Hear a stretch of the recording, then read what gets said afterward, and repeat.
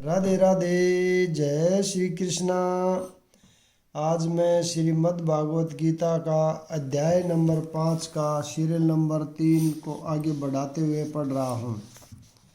शरीर रूपी नगर का स्वामी देहधारी जीवात्मा न तो कर्म का सर्जन करता है, न लोगों को कर्म करने के लिए प्रेरित करता है, न ही कर्म फल की रचना करता है। यह सब तो प्रकृति के गुणों द्वारा ही किया जाता है, जैसा कि 7वें अध्याय में बताया जाएगा। जीव तो परमेश्वर की शक्तियों में से एक है, किंतु वह भगवान की अपरा प्रकृति है जो पदार्थ से भिन्न है। संयोगवश परा प्रकृति या जीव अनादिकाल से प्रकृति के संपर्क में रहा है।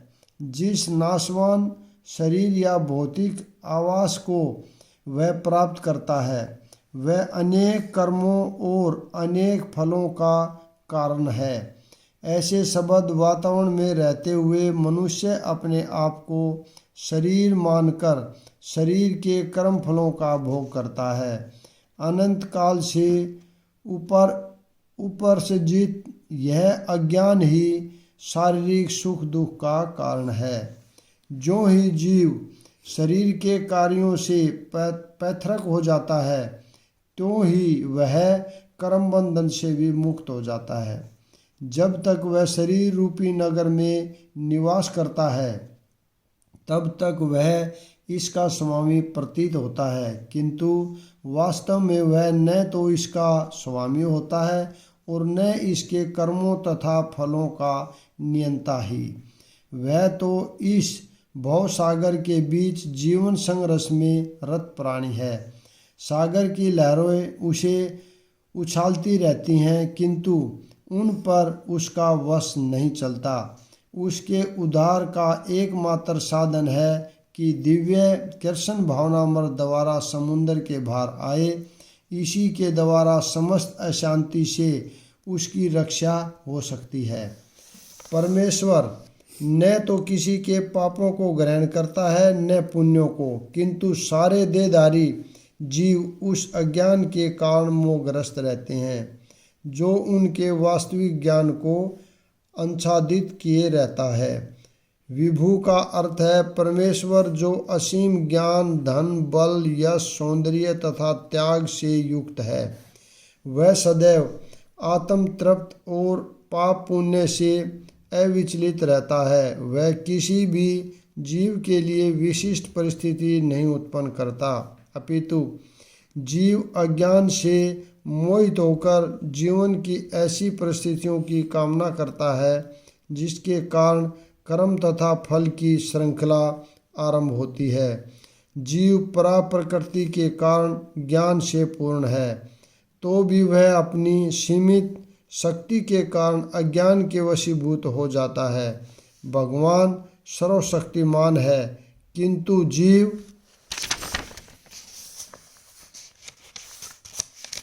नहीं है।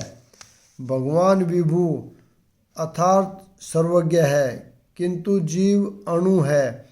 जीव आत्मा में इच्छा करने की शक्ति है, किंतु ऐसी इच्छा की पूर्ति सर्वशक्तिमान भगवान द्वारा की जाती है। अतः जब जीव अपनी इच्छाओं से मोहग्रस्त हो जाता है, तो भगवान उसे अपनी इच्छा पूर्ति करने देते हैं, किंतु किसी परिस्थिति विशेष में इच्छित कर्मों तथा फलों के लिए उत्तरदायी नहीं होते। अतएव मोहग्रस्त होने से देहधारी जीव अपने को परिस्थिति जन्य शरीर मान लेता है और जीवन के क्षणिक दुख तथा सुख को भोगता है। भगवान परंपरा रूप में जीव का चिरसंगी रहते हैं, फलतः वे प्रत्येक जीव की इच्छाओं को उसी तरह समझते हैं जिस तरह फूल के निकट रहने वाला फूल की सुगंध को। इच्छा जीव को बद्ध करने के लिए सूक्ष्म बंधन है। भगवान मनुष्य की योग्यता के अनुसार उसकी इच्छा को पूरा करते हैं। आपन सोची होत नहीं, प्रभु सोची तत्काल। अतः व्यक्ति अपनी इच्छाओं को पूरा करने में सर्वशक्तिमान नहीं होता, किंतु भगवान इच्छाओं की पूर्ति कर सकते हैं। वे निष्पक्ष होने के कारण स्वतंत्र अणुजीवों की इच्छाओं में व्यवधान नहीं डालते, किंतु जब कोई कृष्ण की इच्छा करता है तो भगवान उसकी विशेष चिंता करते हैं और उसे इस प्रकार प्रोत्साहन करते हैं कि भगवान को प्राप्त करने की उसकी इच्छा पूरी हो और वह सदैव सुखी रहे। अतएव वैदिक मंत्र पुकार कर कहते हैं, एषु होय साधु कर्म कर्याति तम यम्भो लोकेम्भो उन्नति से ते यश उ एवा साधु कर्म करती यमधो निनिसते। भगवान जीव को शुभ कर्मों में इसलिए प्रवृत्त करते हैं जिससे वह ऊपर उठे। भगवान उसे अशुभ कर्मों में इसलिए प्रवृत्त करते हैं जिससे वह नरक जाए। जीव अपने सुख दुख में पूर्णता आश्रित है। परमेश्वर की इच्छा से वह स्वर्ग या नरक जाता है। जिस तरह वायु के द्वारा प्रेरित बादल। अतः देहधारी जीव कृष्ण भावनामृत की उपेक्षा करने की अपनी अनादि प्रवृत्ति के कारण अपने लिए मोह उत्पन्न करता है। फलस्वरूप स्वभावतः सच्चिदानंद स्वरूप होते हुए भी वह अपने अस्तित्व की लघुता के कारण भगवान के प्रति सेवा करने की अपनी स्वाभाविक स्थिति को भूल जाता है और इस तरह वह अविद्या द्वारा बंदी बना लिया जाता है। अज्ञानवश जीव यह कहता है कि उसके भवबंधन के लिए भगवान उत्तरदायी है। इसकी पुष्टि वेदांत सूत्र भी कहते हैं। भगवान न तो किसी के प्रति घृणा करते हैं न किसी को चाहते हैं, यद्यपि ऊपर से ऐसा प्रतीत होता है,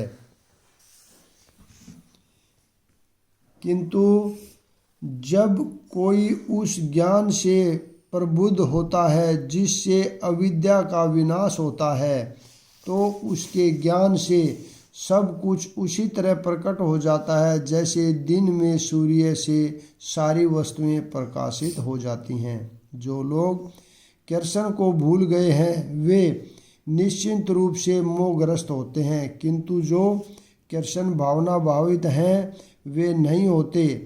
भगवत गीता में कहा गया है, सर्व ज्ञान प्लेवन ज्ञानाग्नि सर्व कर्माणि तथा न ही ज्ञानेन सहर्षम।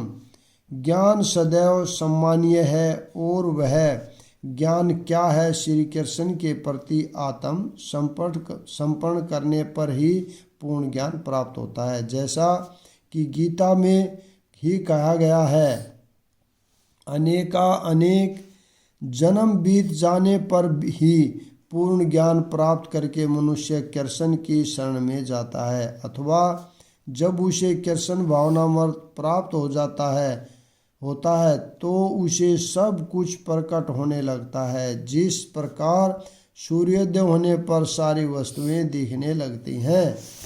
जीव नाना प्रकार से मोहग्रस्त होता है। उदाहरणतः जब वह अपने को ईश्वर मानने लगता है तो वह अविद्या के पास में जा गिरता है। यदि जीव ईश्वर है तो वह अविद्या से कैसे मोहग्रस्त हो सकता है? क्या ईश्वर अविद्या से मोहग्रस्त होता है? यदि ऐसा हो सकता है तो फिर अविद्या या शैतान ईश्वर से बड़ा है। वास्तविक ज्ञान उसी से प्राप्त हो सकता है जो पूर्णतः कृष्ण भावना भावित है। अतः ऐसे ही पारमाणिक गुरु की खोज करनी होती है और उसी से सीखना होता है कि कृष्ण भावनामृत क्या है, क्योंकि कृष्ण भावनामृत से सारी अविद्या उसी प्रकार दूर हो जाती हैं। जिस प्रकार सूर्य से अंधकार दूर होता है, भले ही किसी व्यक्ति को इसका पूरा ज्ञान हो कि वह शरीर नहीं अपितु इससे परे है, तो भी हो सकता है कि वह आत्मा तथा परमात्मा में अंतर न कर पाए। किंतु यदि वह पूर्ण पारमाणिक कृष्ण भावना भावित गुरु की शरण ग्रहण करता है, तो वह सब कुछ जान सकता है। ईश्वर के प्रतिनिधि से भेंट करने पर ही ईश्वर तथा ईश्वर के साथ अपने संबंध को सही सही जाना जा सकता है। ईश्वर का प्रतिनिधि कभी भी अपने आप को ईश्वर नहीं कहता, यद्यपि उसका सम्मान ईश्वर की ही भांति किया जाता है, क्योंकि उसे ईश्वर का ज्ञान होता है। मनुष्य को ईश्वर और जीव के अंतर को समझना होता है। अतएव भगवान कृष्ण ने द्वितीय अध्याय में यह कहा है कि प्रत्येक जीव विशिष्ट है और भगवान भी विशिष्ट है। ये सब भूतकाल में विशिष्ट थे, संप्रति भी विशिष्ट है और भविष्य में मुक्त होने पर भी विशिष्ट बने रहेंगे। रात्रि के समय अंधकार में हमें प्रत्येक वस्तु एक सी दिखती हैं, किंतु दिन में सूर्य के उदय होने पर सारी वस्तुएं अपने आप वास्तविक स्वरूप में दिखती हैं।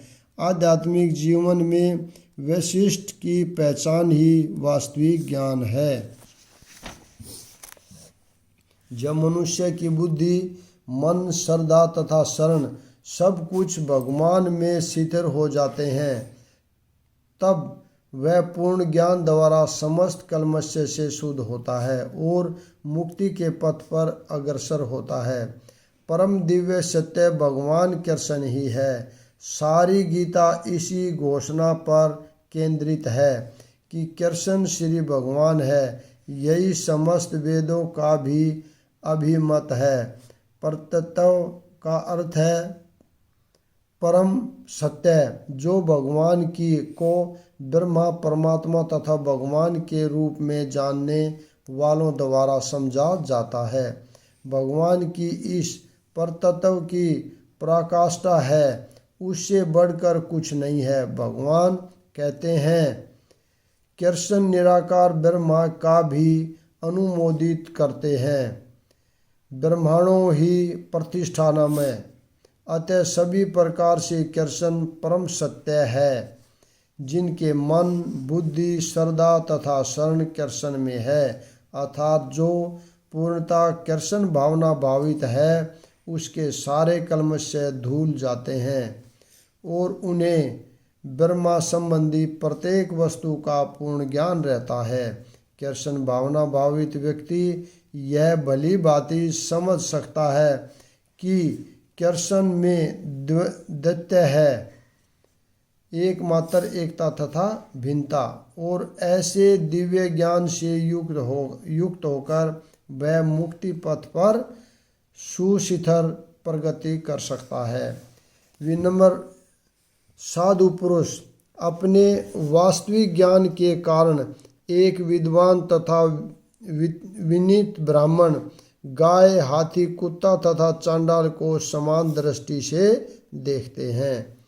कृष्ण भावना भावित व्यक्ति योनि या जाति में भेद नहीं मानता।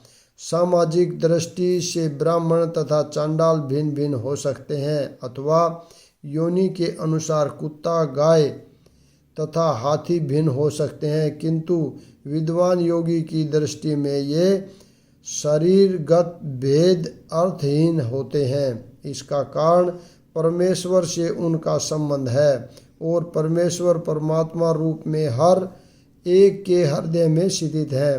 परम सत्य का ऐसा ज्ञान वास्तविक ज्ञान है। जहाँ तक विभिन्न जातियों या विभिन्न योनियों में शरीर का संबंध है, भगवान सबों पर समान रूप से दयालु हैं, क्योंकि वे प्रत्येक जीव को अपना मित्र मानते हैं। फिर भी जीवों की समस्त परिस्थितियों में वे अपना परमात्मा स्वरूप बनाए रखते हैं। परमात्मा रूप में भगवान चांडाल तथा ब्राह्मण दोनों में उपस्थित रहते हैं।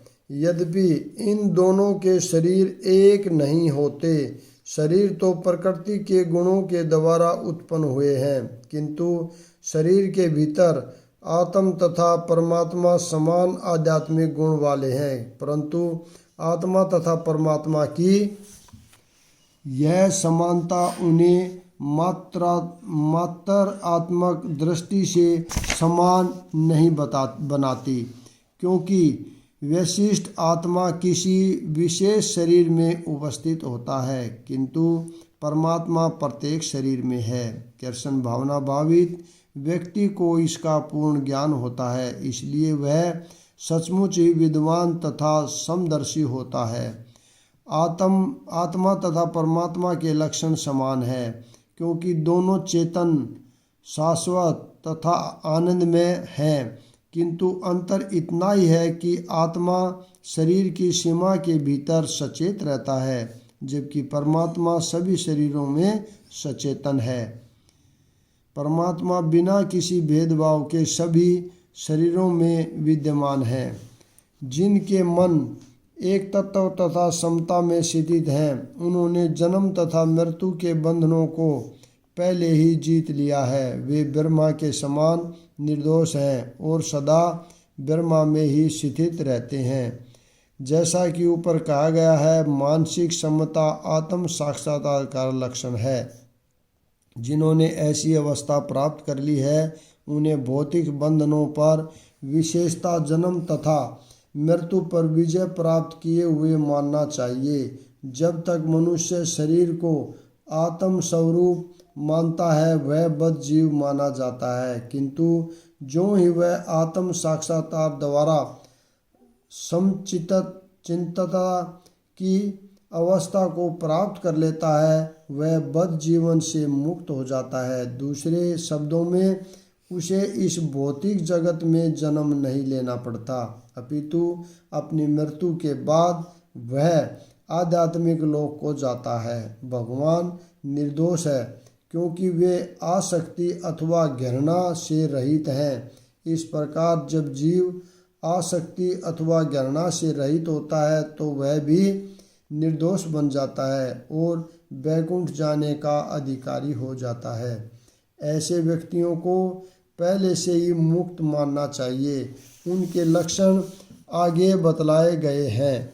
जो न तो प्रिय वस्तु को पाकर हर्षित होता है और न अप्रिय को पाकर विचलित होता है, जो शिथिर बुद्धि है, जो मोह रहित है और भगवत विद्या को जानने वाला है, वह पहले से ही ब्रह्मा में स्थित रहता है। यहाँ पर स्वरूप प्रसिद्ध व्यक्ति के लक्षण दिए गए हैं।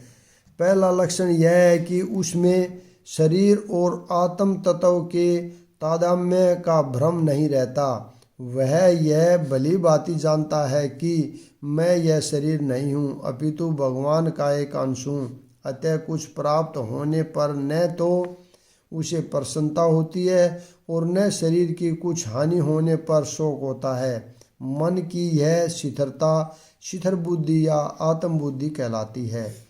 अतः वह न तो स्थूल शरीर को आत्मा मानने को भूल करके मोहग्रस्त होता है और न शरीर को स्थायी मानकर आत्मा के अस्तित्व को ठुकराता है। इस ज्ञान के कारण वह परम सत्य अर्थात ब्रह्मा, परमात्मा तथा भगवान के ज्ञान को भली भांति जान लेता है। इस प्रकार वह अपने स्वरूप को जानता है और परम ब्रह्मा से वह हर बात में तदाकार होने का कभी यत्न नहीं करता। इसे ब्रह्मा साक्षात्कार या आत्म साक्षात्कार कहते हैं। ऐसी शिथिर बुद्धि कृष्ण भावना व्रत कहलाती है। यहाँ पर हम विराम देते हैं। अगला अध्याय हम कल पढ़ेंगे। राधे राधे। जय श्री कृष्ण।